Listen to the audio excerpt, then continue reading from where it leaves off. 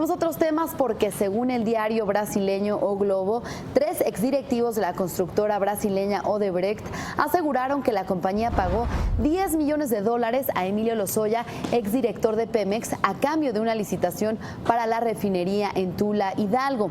El diario reveló que documentos obtenidos muestran que a cambio de esa cantidad, la brasileña ganó una licitación de $115 millones para hacer las obras de terraplén en la refinería ubicada en ese estado.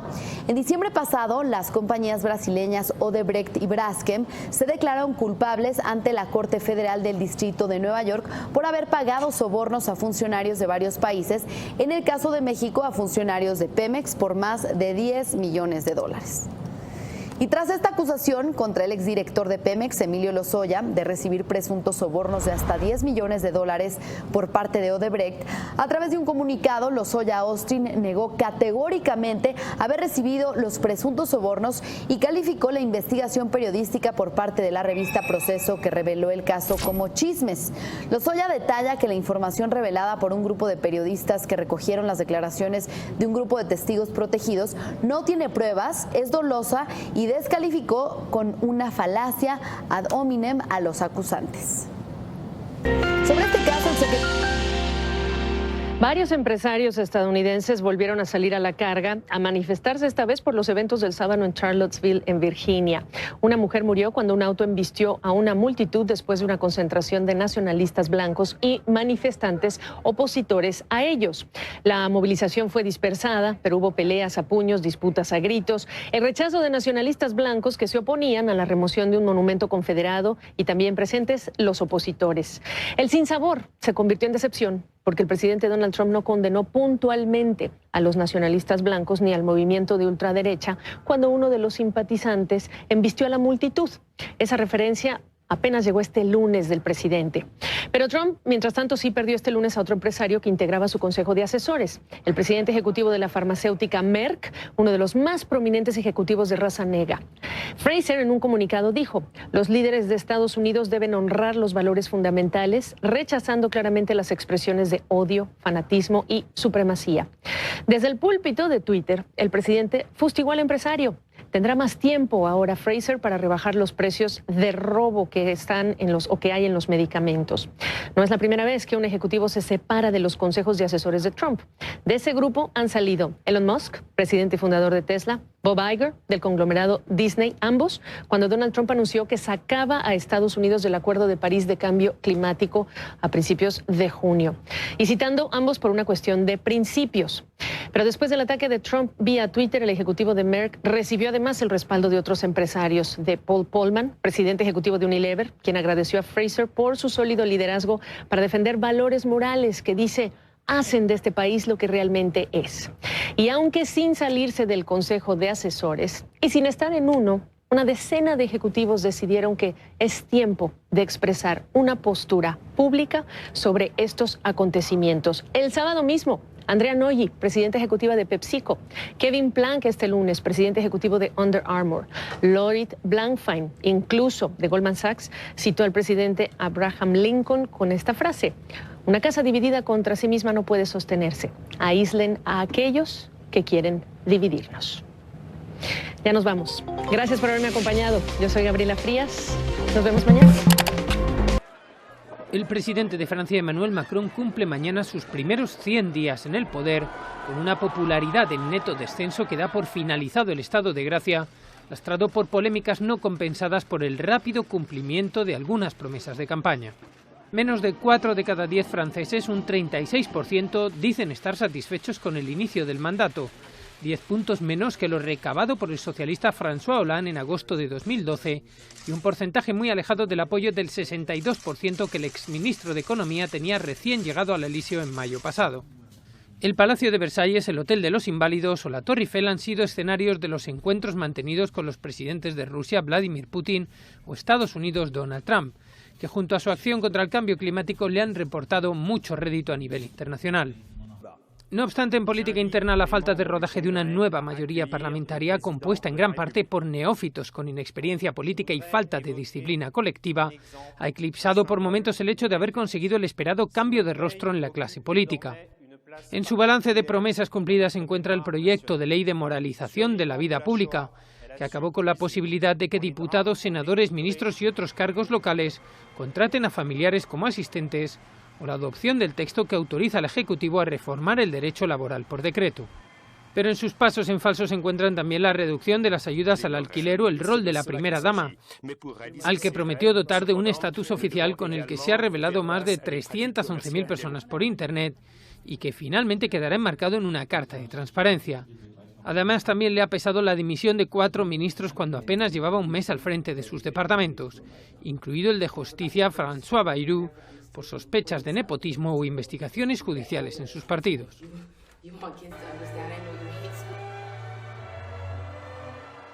Emmanuel Macron, el ex banquero de 39 años que en mayo se convirtió en el presidente más joven de la historia de Francia, sufre una fuerte caída en sus índices de aprobación apenas 100 días después de su elección.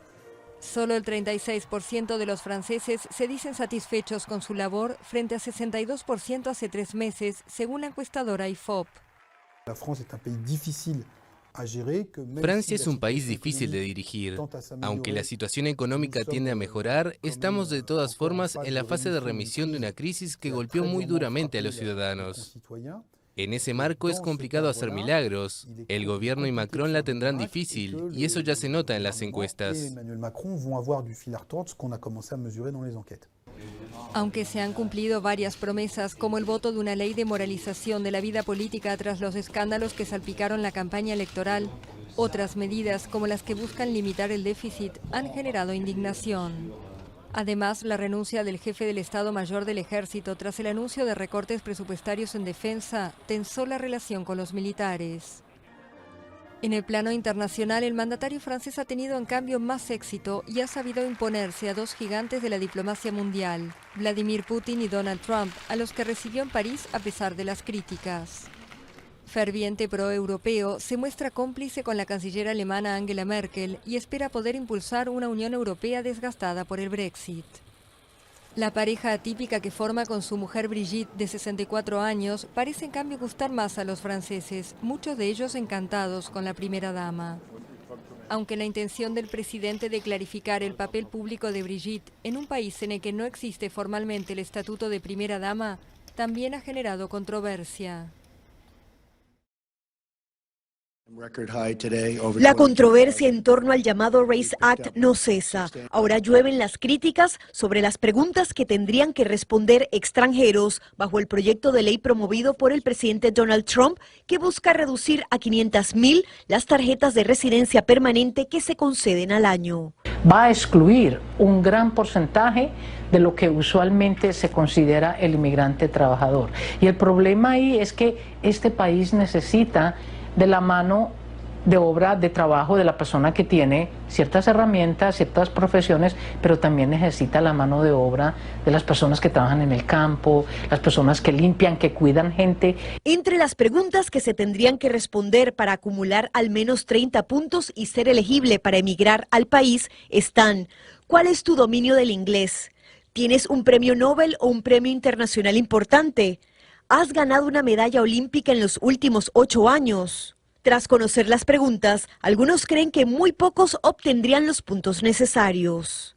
Es imposible, es que, por ejemplo, tener una medalla, ¿quién lo puede tener? Una persona que pueda tenerlo. ¿Quién habla inglés en nuestros países, en Centroamérica, en Salvador, toda Sudamérica? ¿Quién habla inglés? Hablan muchos, pero van a estar incapacitados a pasar esos exámenes. Los senadores republicanos que presentaron el plan dicen que ayudará a darle más oportunidades a trabajadores estadounidenses. Queremos que cualquier persona de todos lados del mundo venir aquí, pero queremos subir la competitividad de ser americano y querer vivir aquí. Entonces queremos los mejores de los mejores gente de todos los países. Especialistas dicen que el plan tiene pocas probabilidades de ser aprobado en el Congreso porque muchos republicanos están en contra, pero sí podría influir en futuros debates sobre inmigración. En la ciudad de Nueva York, Peggy Carranza, Univisión.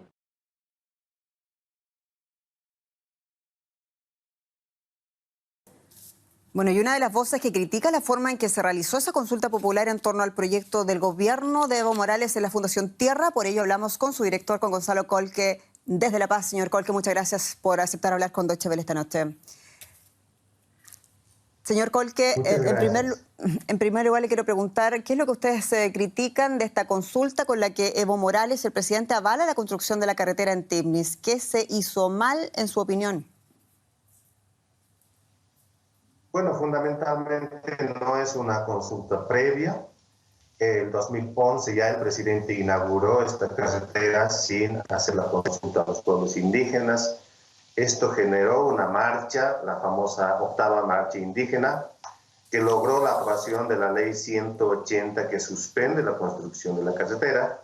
Y un año después, el año 2012, el presidente Evo Morales vuelve a hacer la consulta y esta vez no es de buena fe porque se declara esta zona como zona intangible, pero se interpreta como la limitación de uso y aprovechamiento de los recursos naturales para los propios pueblos indígenas. Señor Kolke, ¿cuál es la base del rechazo a la carretera de Evo Morales? ¿Por qué la carretera para la Fundación Tierra amenaza a las comunidades indígenas de la reserva? Bueno, al sur de este Parque Nacional y Territorio Indígena existe una zona grande que se llama la zona colonizada, un asentamiento de 20.000 familias campesinas productores de la hoja de coca, y la carretera llega a ser una extensión natural de esta zona de penetración hacia el territorio indígena. En este momento, algunas cifras estiman que estas 100.000 hectáreas han sido sobrepasadas y por lo tanto la extensión o la expansión natural de esta zona es el pie de monte justamente por donde está planeada la construcción de la carretera. Señor Kolke, muchas gracias por esta entrevista. Hasta pronto. Del mundo en China, pues se imponen sanciones comerciales a Corea del Norte. Esto que ya le platicaba al inicio del programa. A partir de mañana, el régimen de Pyongyang ya no podrá vender carbón, hierro, plomo y pescado a su poderoso vecino y aliado. Estados Unidos había expresado su temor a que China no respetara las sanciones contra Corea del Norte acordadas en el Consejo de Seguridad de la ONU. Y ahí está. Imagen Noticias con Yuridia Sierra, lunes a viernes 2 p.m.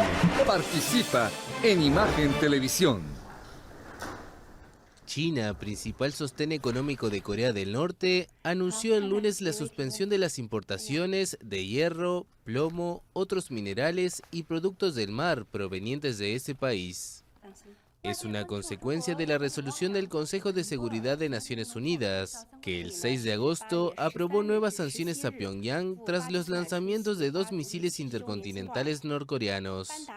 El Ministerio de Exteriores de China aseguró a través de una portavoz que los involucrados en el conflicto de la península de Corea deben terminar con un círculo vicioso y retomar el diálogo.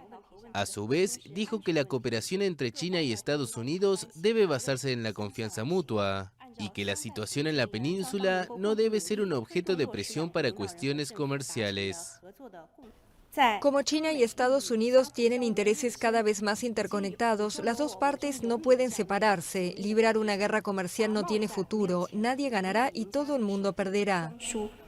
El presidente estadounidense Donald Trump había asegurado la semana pasada que China puede hacer mucho más para presionar al régimen de Kim Jong-un y había deslizado que podría haber mejoras en el comercio bilateral si Pekín colaboraba en este tema.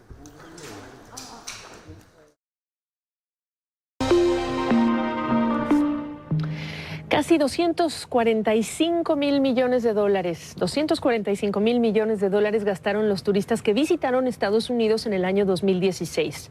De ese total, 33 mil millones de dólares fueron desembolsados por turistas chinos. Esto según el informe anual del Departamento de Comercio de los Estados Unidos. Y de los casi 76 millones de visitantes internacionales que recibió este país, sea por negocios, motivos médicos, educación o de vacaciones, unos 2.970.000 llegaron de China. Y sí, se antoja que son pocos todavía, aunque van 13 años que crecen las llegadas de ciudadanos chinos al país. Pero su gasto gasto ya supera al gasto que hacen los turistas de Canadá, México, Japón o Gran Bretaña. Este 2017 lo que también se está acumulando son tensiones entre Washington y Beijing. La relación entre ambos países es compleja y por varios frentes. Uno de ellos, el comercial, que la Casa Blanca además está incómoda de aceptar cuando se trata del abultado déficit comercial que hasta la primera mitad del año superó los 276,000 millones de dólares, casi 11% más que el año pasado. Y se complicará porque el presidente Donald Trump anunció la investigación a las prácticas comerciales chinas. Firmó ese memorándum que ven ustedes, instruyendo al representante comercial estadounidense revisar prácticas sobre robo de propiedad intelectual, y todo esto bajo la sección 301 de la Ley de Comercio, lo que en teoría hasta ahora le permitiría activar aranceles. La Comisión sobre Robo de Propiedad Intelectual de Estados Unidos dice que el costo anual para Estados Unidos por piratería, robo de software, secretos comerciales, oscila entre los 225,000 millones y hasta los 600,000 millones de dólares. Este fue el anuncio del presidente Trump. Le doy el poder al embajador para usar todas las opciones necesarias. Protegeremos las patentes, los derechos y otras propiedades intelectuales vitales para nuestra seguridad y nuestra prosperidad. Bueno, China ya dijo varias cosas. Para China, una guerra comercial con Estados Unidos no tendría ni futuro ni ganadores. Y estas son palabras de una funcionaria de ese gobierno. Como China y Estados Unidos tienen intereses cada vez más interconectados, las dos partes no pueden separarse. Pelear una guerra comercial no tiene futuro. Nadie va a ganar y todo el mundo va a perder. Quiero decir que la cooperación entre China y Estados Unidos debe basarse en el respeto y la confianza mutua. La cuestión nuclear de la península coreana y la cuestión comercial China-Estados Unidos se encuentran en diferentes áreas. China y Estados Unidos deben respetarse mutuamente y cooperar en estos problemas. Definitivamente no es apropiado usar un problema como argumento de presión sobre los otros. Bueno, y Beijing también respondió a través de la prensa estatal. En un editorial del Global Times titulado "La guerra de Trump podría ser contraproducente", en ese texto dijo que la visión de Trump en relaciones internacionales es simplista, que la sección 301 de la Ley de Comercio es una ley estadounidense y no puede regular con ella el comercio internacional, que Trump no la puede usar a su gusto y que reaccionará presentando una demanda ante la Organización Mundial del Comercio. También en lo que es este editorial critica a Washington por vincular el tema comercial con el tema de Corea del Norte y las presiones nucleares, lo cual califica como ilógico. Y sentencia: el gobierno de Trump debería pensar dos veces antes de presionar a China en materia comercial y evitar una guerra comercial completa. Le agradezco a Enrique Dussel, coordinador del Centro de Estudios China-México de la Facultad de Economía en la UNAM, que nos acompañe esta tarde para, hablar de ya lo concreto del presidente Trump. Esta es la reacción china. ¿Realmente debemos pensar que estamos a las puertas de una guerra comercial total? Esta es una etapa preliminar apenas, Enrique. Sí, ¿qué tal? Muy buenas tardes, muchas gracias por la invitación de nuevo. Mira, se venía anunciando en las últimas semanas la posibilidad de estas medidas. La semana pasada ya hubieron anuncios por parte del Departamento de Comercio y se tomaron medidas preliminares en contra de un grupo de productos chinos, concretamente en contra del papel de aluminio que Estados Unidos importa desde China, y hoy tenemos esta nueva medida en donde Estados Unidos buscará activar esta sección 301 que permite a Estados Unidos tomar medidas unilaterales en contra de ciertos países, ¿no? Así es. Por lo tanto, la pregunta, ¿es esta la estrategia correcta si consideramos que Beijing dice, esta no es la manera de presionarnos para lograr éxito en la negociación que estamos teniendo como mediadores importantes, clave, con Corea del Norte? Mira, yo te diría, por un lado llama la atención de que Estados Unidos esté justo esta semana, hoy abriendo un nuevo frente. Estados Unidos va a tener una intensa semana donde inician la renegociación del TLCAN. Sí. Y está entrando de lleno 2 días antes a un debate y una discusión durísimos. Ustedes leyeron la respuesta por parte del gobierno central chino, con lo cual pareciera no ser la estrategia más inteligente, ¿no? ¿Qué contrapeso le ves haciendo a un Rex Tillerson cuando sabes que en la práctica hemos visto distintas posiciones en el tema de Corea del Norte mismo, en relación con Corea del Norte, a un presidente que dice más de lo que algunos quisieran, a un secretario de Estado que está por su parte tratando de calmar las aguas, lo mismo que otros funcionarios, incluso el propio secretario de Defensa? Pero en el caso chino específicamente, ¿qué me dices sobre el papel que pueden jugar estos otros funcionarios? Mira, pareciera que estas duras medidas y estos llamados de atención, como de nuevo la activación de esta sección 301, parecieran sobre todo debilitar a los respectivos funcionarios responsables de la renegociación del TLCAN, a la Cancillería, etcétera. En general, las experiencias con este tipo de medidas, que puede ser que los medios tengan un gran impacto, en general las medidas que la sección 301 puede tener efectivamente y en términos reales, en general son muy secundarias, ¿no? Ya. ¿Cómo caracterizarías tú hoy día, después de lo que has escuchado, después de conocer a un candidato, Donald Trump, que habló y criticó, sí, a México, etcétera, pero nunca tampoco dejó pasar a China desde la manipulación de la moneda, el tema del déficit comercial, etcétera? Un presidente, Xi Jinping, que se reunió en Mar-a-Lago, también con el presidente. Todo esto que ya sabemos, y ahora con estas tensiones con Corea del Norte, ¿cómo caracterizarías tú en este momento la relación bilateral? Mira, pareciera que tenemos un presidente muy impetuoso que busca un vínculo directo con los medios y con sus electores, pero que al mismo tiempo, con la expectativa y esperanza de tener efectos en el corto plazo, pero que en el mediano plazo, ya estrictamente vinculado al tema de Corea del Norte, al TLCAN, a su relación con China, debilita a su propia administración y a sus propios funcionarios, ¿no? Y de la relación bilateral Beijing-Washington, ¿qué me dices?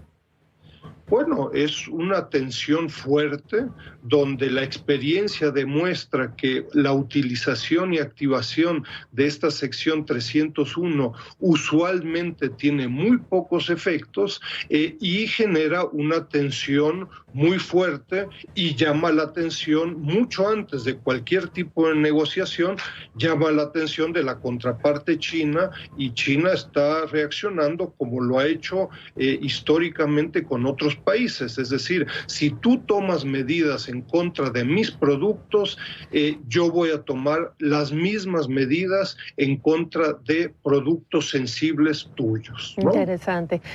Solo cerrar diciendo, ya no me queda tiempo para más, interesante que quien está hablando de apelar a la Organización Mundial de Comercio no sea Estados Unidos, sino el propio China. Gracias, Enrique Dussel.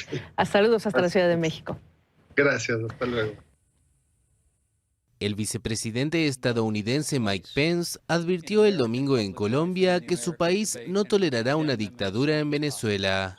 Venezuela va camino a la dictadura y, como dijo el presidente Trump, Estados Unidos no va a quedarse quieto mientras los venezolanos se desmoronan. Sin embargo, matizó la opción militar que había deslizado el presidente Donald Trump contra el gobierno de Nicolás Maduro. Tenemos muchas opciones para Venezuela, pero el presidente tiene confianza en que al trabajar con nuestros aliados en América Latina, vamos a poder lograr una solución pacífica a la crisis que enfrenta el pueblo venezolano. El mandatario colombiano había pedido previamente a Pence que no se contemplara la posibilidad de una intervención militar. Ni en Colombia, ni en América Latina, desde el sur del Río Grande hasta la Patagonia, podrían estar de acuerdo. América es un continente de paz. Mantengámoslo así. La crisis en Venezuela dominó el primer viaje de Pence a Colombia, que en principio estaba destinado a analizar temas como la implementación del acuerdo de paz con los rebeldes de las FARC y la lucha contra el narcotráfico. El vicepresidente también visitará Argentina, Chile y Panamá.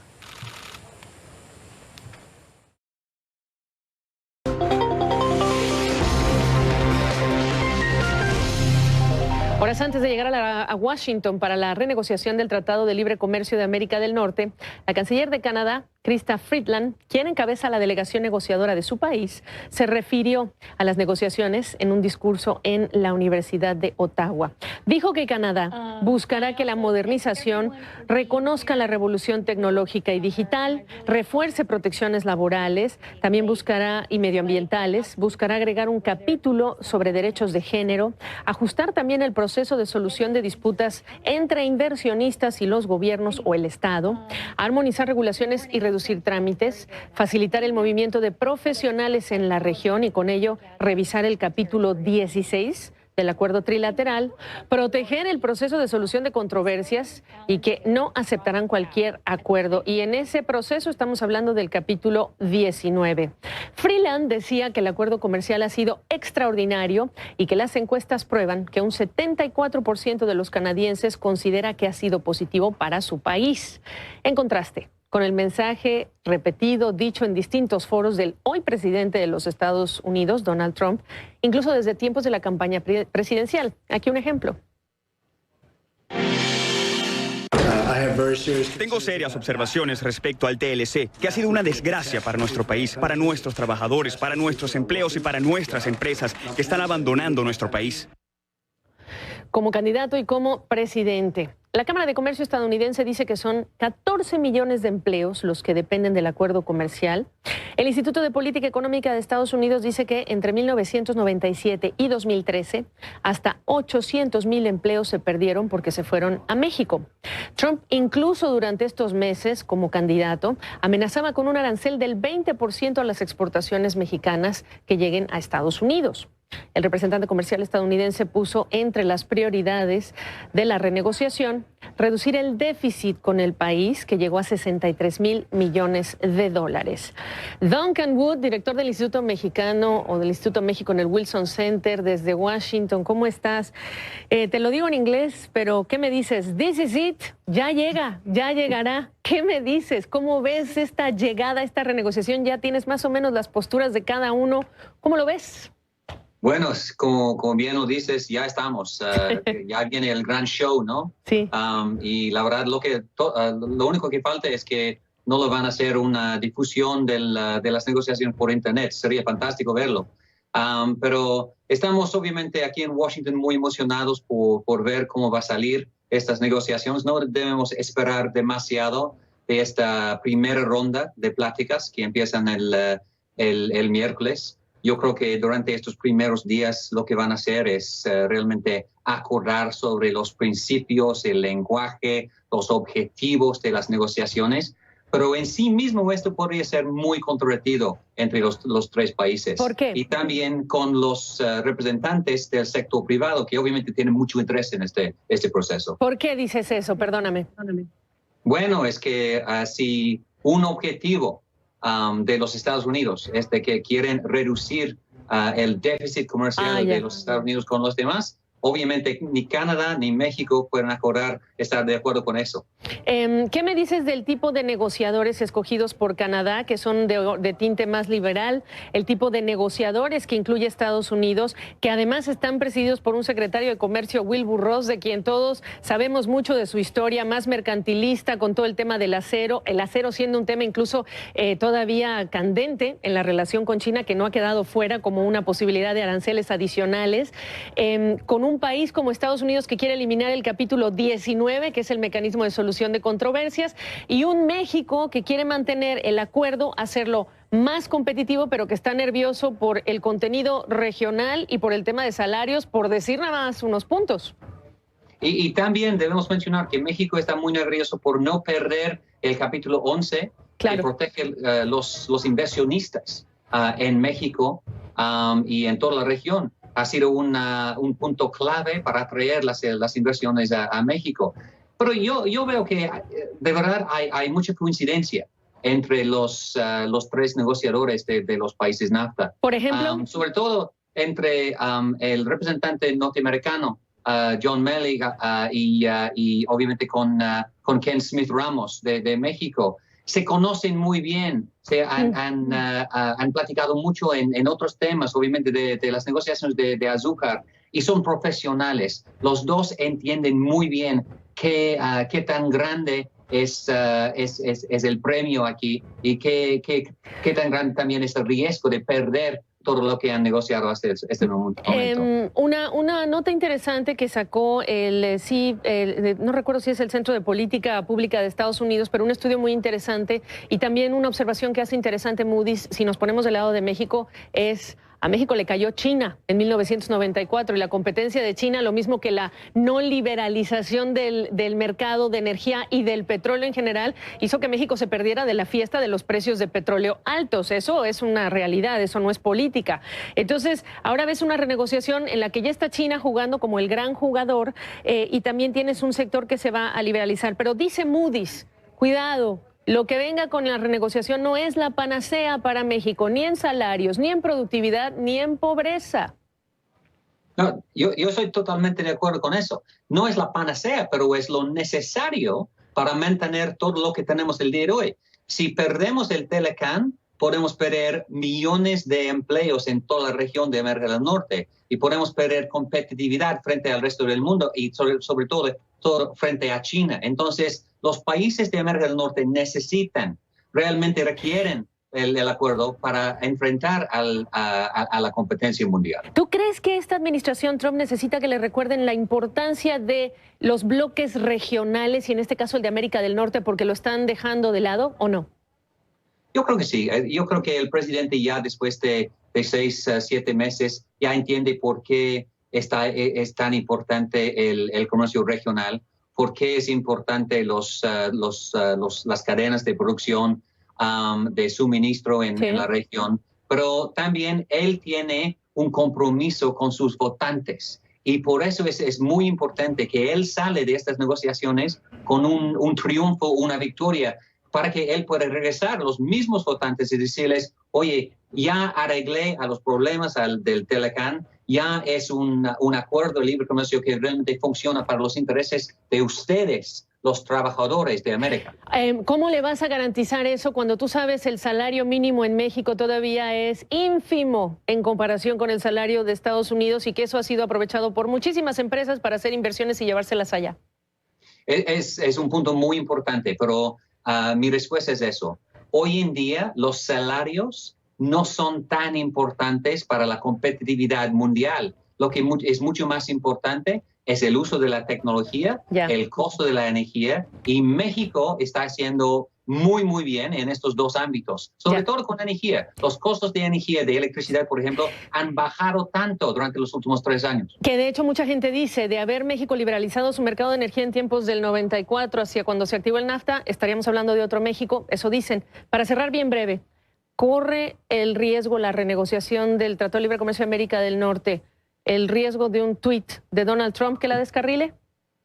Yo no tengo miedo de un tweet. La verdad es que yo creo que los negociadores ya se conocen muy bien, entienden lo que está en juego. Pero lo que yo tengo miedo es de que después de 6 meses, después de 8 meses, si no llegamos a un acuerdo entre los 3 países, que el presidente Trump puede decir que ya basta, no quiero esperar nada más, entonces voy a retirar de los Estados Unidos del tratado. Pues no sabemos si versión tweet, pero sigue siendo la versión Donald Trump. Ese es el riesgo. Gracias, Duncan. Gracias. Hasta pronto.